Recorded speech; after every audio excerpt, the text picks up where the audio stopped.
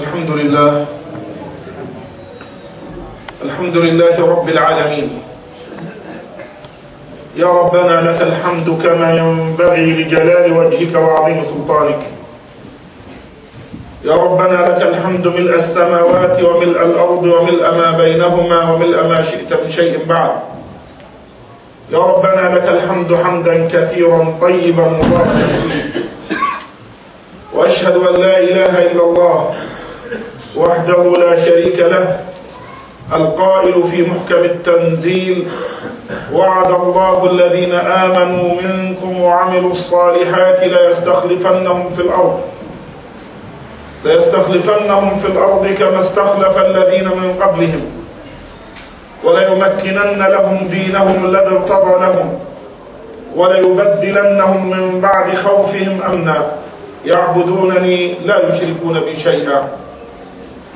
وأشهد أن محمدا رسول الله، نصير المستضعفين ورائد المجاهدين الصادقين، الذي جاهد في الله حق جهاده حتى أتاه من الله اليقين، والذي بلغ الرسالة ونصح الأمة وكشف الغمة، وجعلنا على المحجة البيضاء ليلها كنهارها لا يزيغ عنها إلا هالك. أما بعد، الإخوة الأحبة الكرام، في هذا الرحاب الطاهر حثنا رسولنا صلوات الله وسلامه عليه على تلاوة سورة الكهف من يوم الجمعة. ونحن حينما نتأمل سورة الكهف نجد أن غالبيتها قصة أهل الكهف، وقصة صاحب الجنتين، وقصة موسى مع الخضر عليه السلام، وقصة ذي القرنين. لكن هذا لا يعني ولا يخفي أن السورة شملت على قوانين إلهية وقوانين اجتماعية سياسية اقتصادية. ومن بين تلك القوانين التي نقف عندها اليوم التي تشابه واقعنا قول الله عز وجل: وتلك القرى أهلكناهم لما ظلموا وجعلنا لمهلكهم موعدا. هذا قانون إلهي يعلمنا إياه بأن الظلم هو سبب الهلاك. وتلك القرى أهلكناهم لما ظلموا وجعلنا لمهلكهم موعدا، أي نهاية هذا الطغيان وهذا الجبروت وهذا الظلم له نهاية محددة، لكنها في علم الله. قد يصل إلى سمتها العامة وظاهرها القانون الإنساني من خلال الدراسة ومن خلال البحث.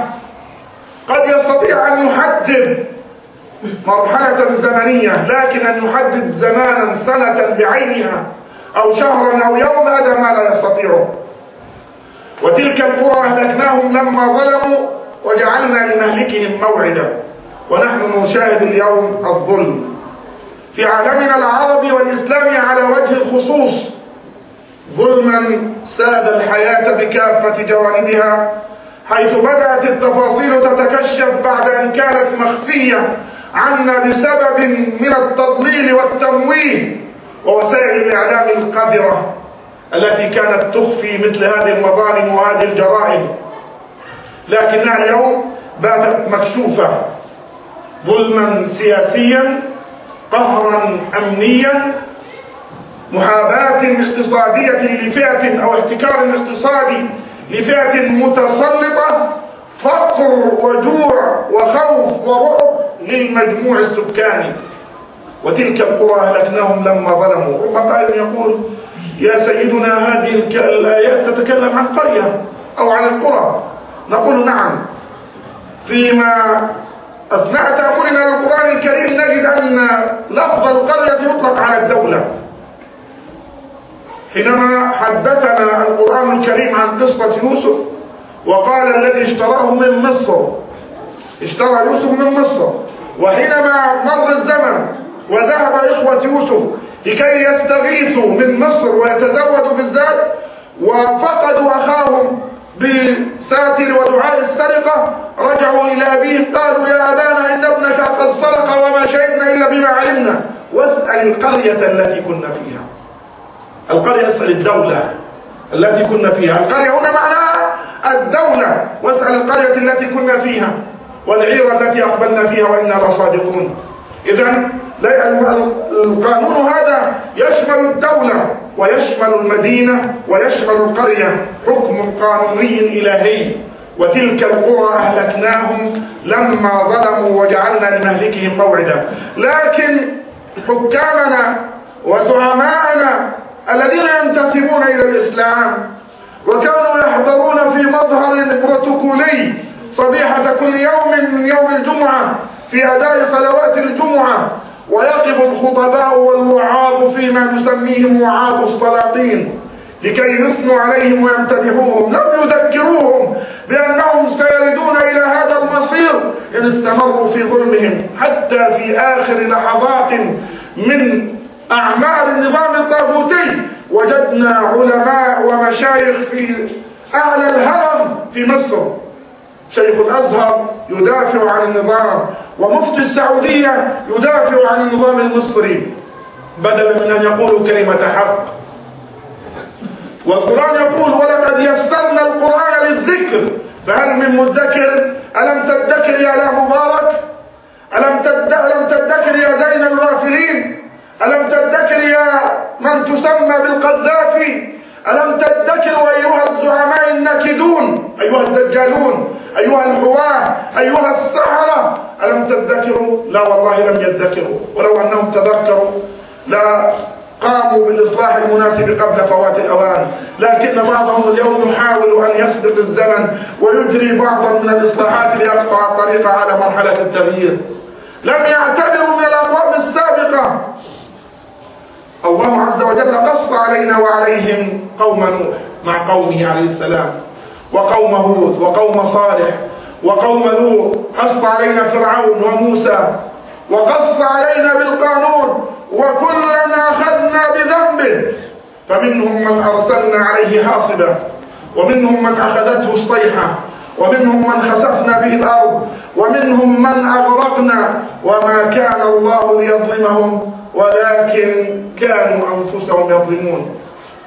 منهم من أرسلنا عليه حاصبا، الحاصبة هي الحجارة المسومة، فأرسلنا عليهم حجارة من سجيل منضود مسومة عند ربك. هؤلاء الأحباش الذين جاءوا لهدم الكعبة. ألم تر كيف فعل ربك بأصحاب الفيل؟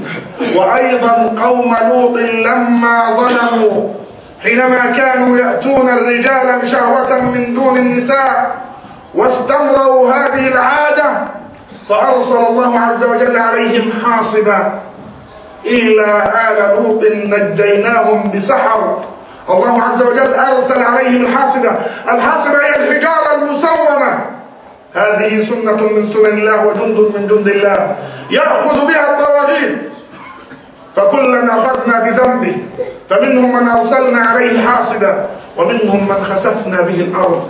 تذكرون معي إخواني وأنتم تقرؤون القرآن أن قارون خرج على قومه في زينته، خرج متباهيا بأمواله وثرواته وحرسه وحجابه وخيله وخيلائه ومواكبه التي تشاهدونها في واقع حياتنا هنا أو هناك أو هناك أو هناك. تشاهدون المواكب السيارة لدرجة أن البعض قد افتتن يا ليت لنا مثل ما أوتي قارون إنه لذو حظ عظيم. لكن الله عز وجل يقول أن مصيره فخسفنا به وبداره الأرض فأصبح الذين تمنوا مكانه بالأمس يقولون ويل كأن الله لقد من الله علينا لولا من الله علينا لخسف بنا. انظروا إخواني وأحبائي، كان البعض منا يتمنى أن يكون رئيسا للجمهورية مثل الله مبارك أو زين الغافلين، لكنه بعد أن رأى ما حل بهؤلاء لا يتمنى لحظة بالمطلق. والله الذين حكموا 30 و40 عاما لا يساوي ليلة خروجهم أذلاء أو هروبهم أذلاء، لا يساوي ليلة أن يريد زين الغافلين أن يركب بطائرته فلا يجد طيارا يقله، يرفض سائق الطائرة أن